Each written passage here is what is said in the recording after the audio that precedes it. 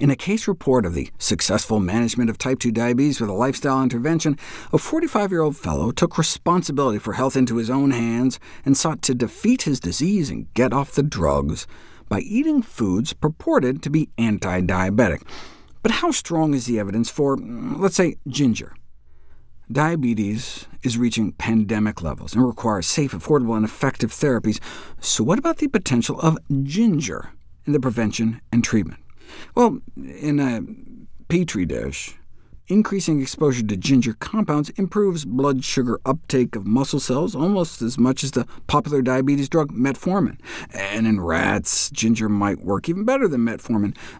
But weight and blood sugar reduction observed in rodent models does not necessarily translate to humans. In this study, a combination of nutraceuticals caused mice to lose 30% of their body weight in 1 month, but in people, no benefit compared to placebo. I mean, you don't know if something works in humans until you put it to the test. If you feed people refined flour white bread with a cup of water, this is what happens to their blood sugars over the next 2 hours. But drink some unsweetened green tea with that white bread instead, and there's less of a blood sugar spike. Same with cinnamon tea, and same with ginger tea, made by mixing a tablespoon of grated fresh ginger in a cup of hot water. OK, but these were healthy, normal subjects. What about the effects of ginger in diabetics? This was the first study of its kind. Diabetics randomized to take a teaspoon of ground ginger a day for 2 months, hidden in pill form, so they could compare it with identical-looking sugar pill placebos, and ginger supplementation decreased the levels of insulin, which is a good thing, and lowered triglycerides and LDL cholesterol, but without a significant effect on blood sugars. Now, look, heart disease is the leading killer of diabetics, so a 13% drop in LDL bad cholesterol would be reason enough to shell out the nickel a day it would cost to add that much ginger to your diet. But it would have been nice to see an improvement in blood sugar control. I mean, there was that drop in insulin levels, which suggests improved insulin sensitivity, and indeed there was a significant drop in insulin resistance, so maybe they just didn't give ginger long enough time to work? Well, that was 2 months. How about 3 months?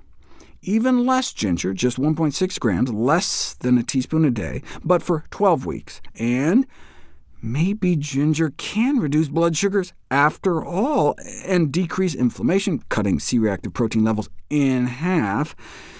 OK, what about going back to just 8 weeks, but this time using a higher dose? 3 grams a day, or about 1.5 teaspoons, and a significant decrease in fasting blood sugars and long-term blood sugar control in the ginger group, thereby showing the effect of ginger in controlling diabetes. Check it out. The placebo group continued to get worse. The ginger group got better. Similarly amazing randomized double-blind placebo-controlled results for a teaspoon a day for 12 weeks, and for a teaspoon and a half. All better in the ginger group, all worse in the non-ginger group. All significantly different, just because of a little cheap, safe, simple, side-effect-free spice. Put all the studies together, and they clearly demonstrate that ginger can lower blood sugar levels and improve long-term blood sugar control, and at a totally manageable dose. I mean, you could just dump a teaspoon of ginger powder in a cup of hot water and just drink it down. So, overall, adding a little spice to our life may serve as a delicious and sensible way to maintain a healthy body.